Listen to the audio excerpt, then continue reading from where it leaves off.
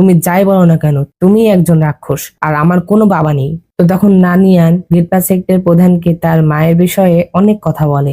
সে এটা তার বাবাকে রিয়ালাইজ করতে চাচ্ছিল যে সে তার মাকে হত্যা করে একদমই ঠিক করেনি। তো অনেক কথা শেষে নানিয়ান তাকে বলে যে তুমি যাই করো না কেন, আমি আমার মায়ের মৃত্যুর প্রতিশোধ নিতে ভুলবো না। তো তখন রেড সেক্টর প্রধান বলে যে তোমরা কি আদেও আমাকে মারতে পারবে?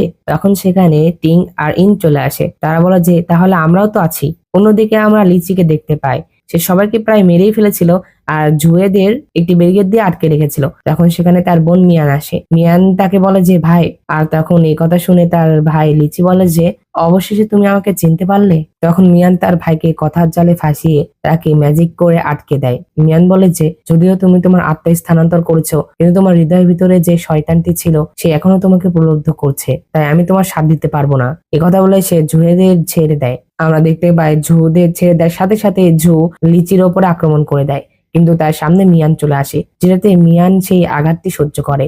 মিয়ান মৃত্যুর পর্যায়ে চলে যায়। মিয়ান তার ভাইকে বলে যে আমি তোমার সামনে সেই আঘাতটি সহ্য করেছি, যেটাতে তুমি যেন সঠিক পথে ফিরে আসো। আমরা দেখতে পাই তার ভাই আসল রূপে চলে এসেছিল। তখন তার ভাই মিয়ানকে তার সকল শক্তি দিয়ে দেয়, যেটাতে সে যেন বাঁচতে পারে আর এটাতে সে তার প্রায়শ্চিত্তও করতে পারে। অন্যদিকে আমরা নানিয়ান, তিং, ইন, শাওচ্যাং আর গেটপা সেক্টর প্রধানকে দেখতে পাই। তারা সবাই মিলে